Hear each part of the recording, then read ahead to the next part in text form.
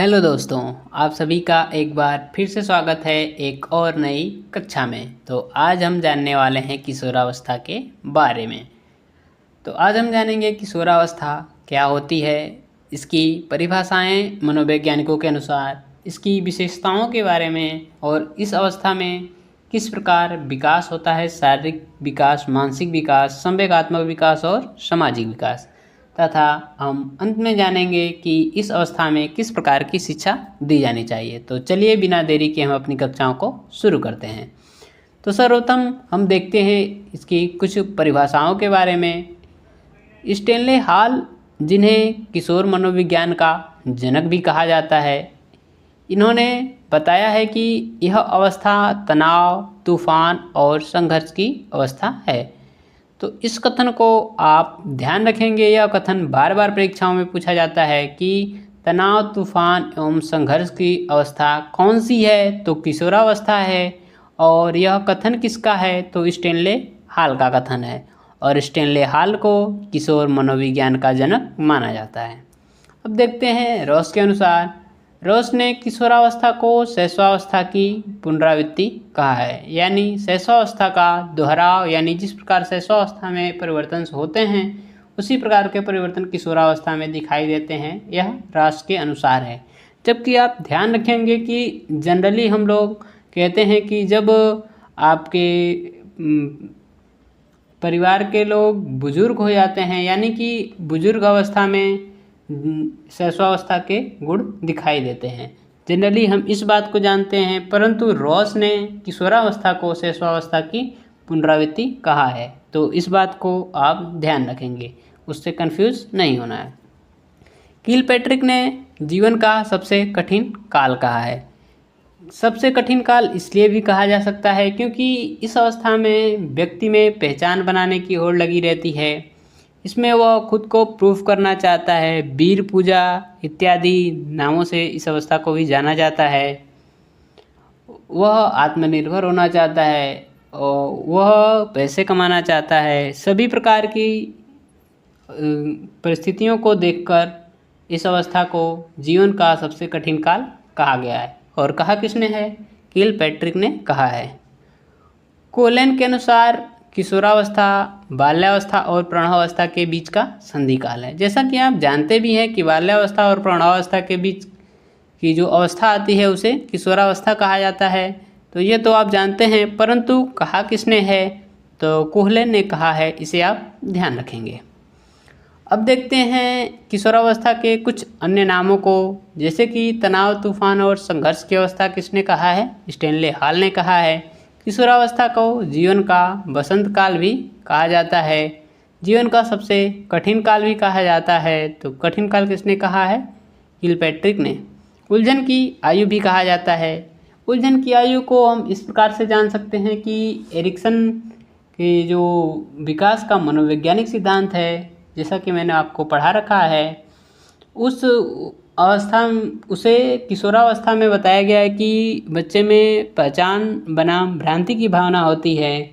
यदि वह अपनी पहचान बनाने में असमर्थ होता है तो उसमें भ्रांतियां आ जाती हैं।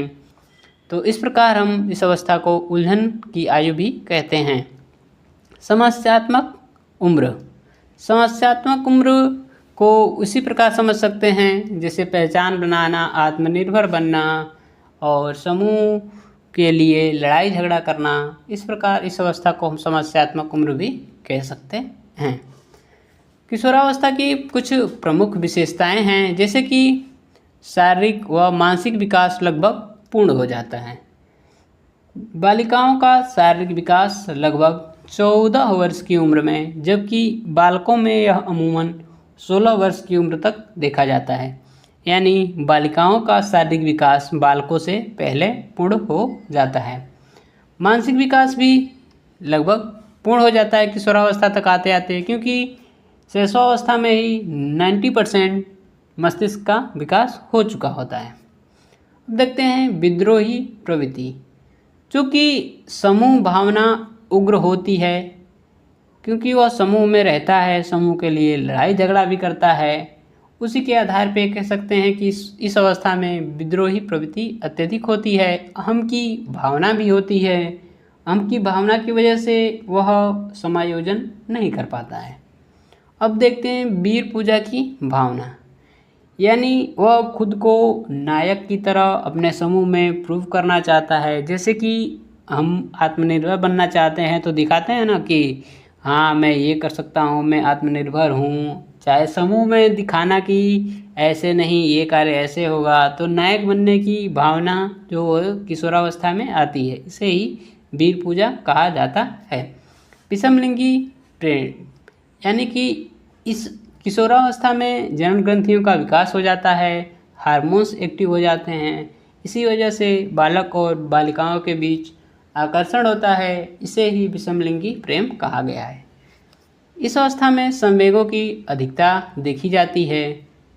संवेगों की अधिकता के कारण ही विद्रोही प्रवृत्ति की भावना इत्यादि अति उग्र होती हैं। इस अवस्था के विकास के बारे में देखते हैं। जैसे कि शारीरिक विकास मैंने बताया आपको कि लगभग इस अवस्था में पूर्ण हो जाता है। गले की ग्रंथियों का विकास होता है, जिससे कि बालक बालिकाओं में आवाज़ में अंतर देखा जाता है। बालिकाओं की आवाज़ पतली जबकि बालकों की आवाज़ भारी या मोटी होती है। और दाढ़ी और मूछ इत्यादि का निकलना भी शारीरिक विकास इस अवस्था में देखे जाते हैं। मानसिक विकास भी इस अवस्था में लगभग पूर्ण ही हो जाता है और इस अवस्था में चिंतन अमूर्त चिंतन होता है। इस अवस्था में कल्पनाओं का विकास होता है और कल्पनाओं के माध्यम से बच्चा समस्या का समाधान कर लेता है, यानी कि अमूर्त चिंतन से बालक समस्या का समाधान कर लेता है। इस अवस्था में संवेदनशीलता भी बढ़ती है। संवेगात्मक विकास देखते हैं। इस अवस्था में संवेगों का अत्यधिक विकास होता है, यानी संवेगों की अधिकता होती है। उत्तरदायित्व की भावना देखी जाती है, स्वतंत्रता और आत्मनिर्भरता भी देखी जाती है। इस अवस्था में नैतिकता का विकास हो जाता है और इस अवस्था में आदर्श या वीर पूजा की भावना देखी जाती है। सामाजिक विकास में देख सकते हैं जैसे कि वह समूह का सदस्य बनता है, एक्टिव सदस्य बनता है, समूह के लिए वह लड़ाई झगड़ा तक भी कर जाता है और वह सामाजिक रुचियों में यानी सामाजिक कार्यों में भाग भी लेता है और इस अवस्था में उसमें सामाजिक चेतना का विकास हो जाता है। अब इस अवस्था के लिए देखते हैं कि क्या शिक्षा में प्रावधान किए जाने चाहिए या शिक्षा में क्या समाधान किए जाने चाहिए। तो इस अवस्था के बालकों के लिए शारीरिक स्वास्थ्य पर विशेष ध्यान देना चाहिए। उन्हें अलग अलग तरह की एक्टिविटी करानी चाहिए जिससे उनका शारीरिक स्वास्थ्य ठीक रहे। अस्थायी भावों का उचित निर्माण, जैसे कि इस अवस्था में संवेगों की अधिकता होती है तो उन संवेगों पर नियंत्रण और उचित प्रकार से उसका यूज किया जाना चाहिए। नैतिक शिक्षा का अनिवार्य समावेश किया जाना चाहिए क्योंकि इस अवस्था में मेनली तरह से वही है कि संवेगों की अधिकता के कारण ही वह अलग अलग तरह के कार्य कर सकता है, जैसे समस्याएं उत्पन्न करना, अपराध करना इत्यादि। तो इसलिए इस अवस्था के बच्चों में नैतिक शिक्षा देना अत्यंत ही आवश्यक हो जाता है। स्वतंत्र वातावरण प्रदान किया जाना चाहिए। अगर ज़्यादा रोक टोक की जाएगी तो उनमें अपराध प्रवृत्ति का विकास भी हो जाता है, अतः उन्हें स्वतंत्रता प्रदान की जानी चाहिए। इस अवस्था के बच्चों में व्यक्तिगत भिन्नता के अनुसार शिक्षा दी जानी चाहिए, जैसे कि सभी में व्यक्तिगत भिन्नताएं देखी जाती हैं, अतः उस भिन्नताओं के आधार पर ही शिक्षा दी जानी चाहिए। इस अवस्था में हम व्यावसायिक शिक्षा भी दे सकते हैं। तो वीडियो में लास्ट तक बने रहने के लिए आप सभी का धन्यवाद। मिलते हैं अगले वीडियो में।